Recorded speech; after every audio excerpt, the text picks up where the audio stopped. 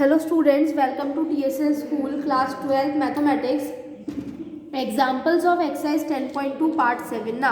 जो हमने vectors joining और सेक्शन फॉर्मूला देखे हैं उसके बेसिस पे हम एग्जाम्पल्स कर रहे हैं यहाँ पे दो। So our first example is consider 2 points P and Q with position vectors OP and OQ।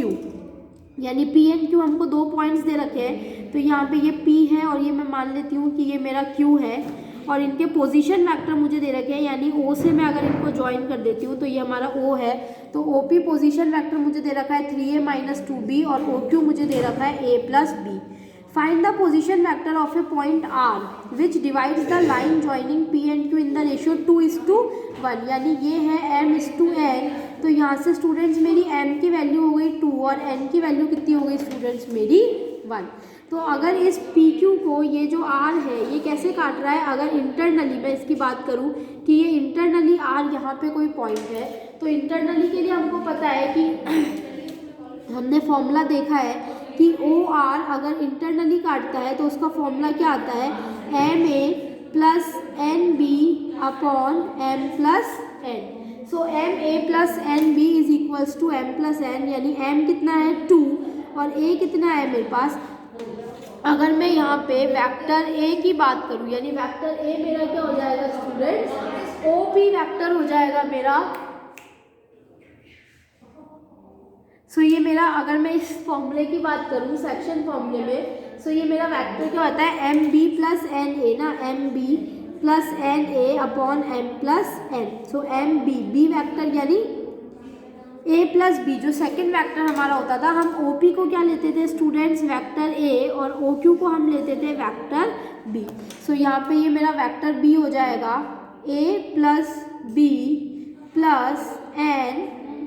N यानी N की वैल्यू स्टूडेंट्स मेरी कितनी है यहाँ पे 1, तो ये हो गया 3A - 2B upon M + N यानी 2 + 1। तो ये मेरे पास कितना हो गया, अगर मैं इसको यहाँ सॉल्व करती हूँ स्टूडेंट्स, तो ये मेरा यहाँ पे हो जाएगा 2A + 2B + 3A - 2B upon 3। तो 2B से 2B कैंसिल आउट हो गया। So this is nothing but 5A upon 3। तो ये इंटरनली किस रेशियो में डिवाइड करेगा, जो OR वेक्टर है उसके कोऑर्डिनेट्स मेरे कितने आए 5A अपॉन 3। अगर मैं एक्सटर्नली की बात करती हूँ स्टूडेंट्स, तो एक्सटर्नली में जो हम फॉर्मूला लगाते हैं वो हमारा क्या चलता है, OR = MB - NA upon M - N। तो ये हो गया मेरे पास MB, यानी M की वैल्यू अगर मैं देखती हूँ तो M की वैल्यू है 2A + B - 1 3A - 2B upon M - N यानी 2 - 1 which is equals to 2A + 2B - 3A + 2B upon 1 which is equals to 2A - 3A यानी -A + 4B अपॉन 1। तो यहाँ पे ये जो वेक्टर मेरे को मिला स्टूडेंट्स, ये वेक्टर मुझे कितना मिल गया 4B - A। तो ये एक्सटर्नली डिवाइड कर रहा है, एक्सटर्नली डिवाइड कर रहा है मतलब ये P है, ये कोई वेक्टर Q है, तो जो R वेक्टर है वो कैसे डिवाइड करेगा हमारे इसको, एक्सटर्नली डिवाइड करेगा। तो इस केस में R हमको यहाँ मिलेगा, जो PR है वो 2 है, जो QR है वो कितना दे रखा है मेरे को यहाँ पे 1 दे रखा है, ये मेरा O है। क्लियर। सो ये वाला वेक्टर मेरा A हो गया, ये वाला वेक्टर मेरा B हो गया, मतलब जो OP है जिसको हम वहाँ पे A बोलते थे और OQ को हम क्या बोलते थे, B बोलते थे। इसी तरह से एग्जाम्पल नंबर 12 देखते हैं स्टूडेंट्स। ये क्या कह रहा है, show that the points A, B and C are the vertices of a right angled triangle. Okay, so ये अगर राइट एंगल्ड ट्राइंगल के वर्टिसेस हैं, तो राइट एंगल ट्राइंगल के वर्टिसेस के लिए क्या होता है, जो राइट एंगल ट्राइंगल में क्या होता है कि हाइपोटेन्यूस, बेस एंड परपेंडिकुलर। तो एक जो होता है वो h² किसके इक्वल होता है स्टूडेंट्स, P² + B² के। तो इस केस में मुझे सबसे पहले इसको राइट एंगल ट्राइंगल बना के मुझे पहले इसमें यहाँ वैल्यूज निकालनी पड़ेगी राइट एंगल ट्राइंगल में। तो सबसे पहले मैं क्या निकालूंगी, A, B एंड C। सबसे पहले मैं निकालती हूँ वेक्टर AB। तो मेरा वेक्टर ए बी कितना हो जाएगा स्टूडेंट्स, वेक्टर ए बी यानी ए से बी, है ना।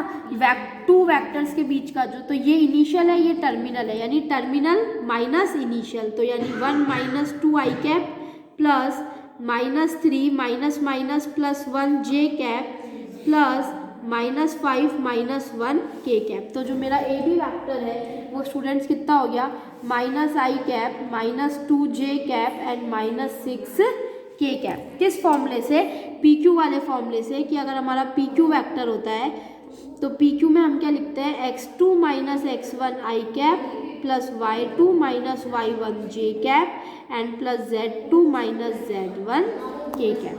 सो ये ए बी हमारा ये हो गया। इसी तरह से अब हम निकालेंगे next B C, A B C and this. तो नेक्स्ट अगर मैं बी सी निकालती हूँ तो टर्मिनल है सी, यानी सी माइनस बी करेंगे तो सी यानी 3 minus 1 I cap plus -4 minus minus plus 3 J cap plus -4 plus 5 K cap. तो ये स्टूडेंट्स मेरा कितना हो गया, 2 I cap minus J cap plus के कैप। इसी तरह से नेक्स्ट मैं निकालूंगी सी, है ना, सर्कुलर ऑर्डर में, तो ए माइनस सी यानी 2 माइनस 3 आई कैप प्लस -1 प्लस 4 जे कैप प्लस 1 प्लस 4 के कैप। तो ये कितना हो गया students, -i cap plus 3 J cap and plus 5 K cap.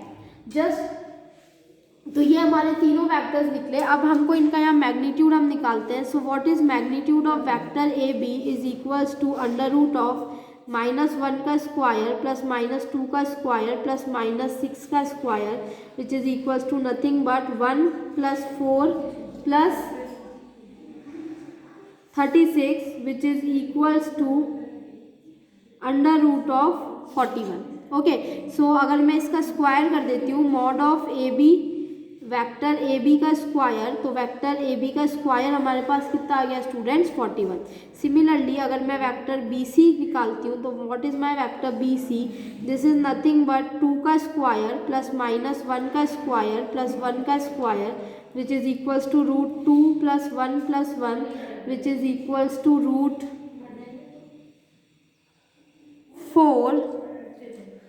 Plus 1 plus 1 which is equals to √6। So magnitude of B C square is equals to 6।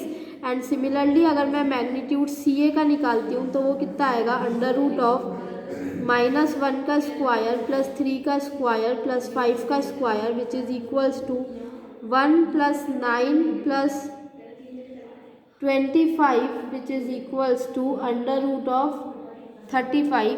So magnitude of C A square is equals to 35।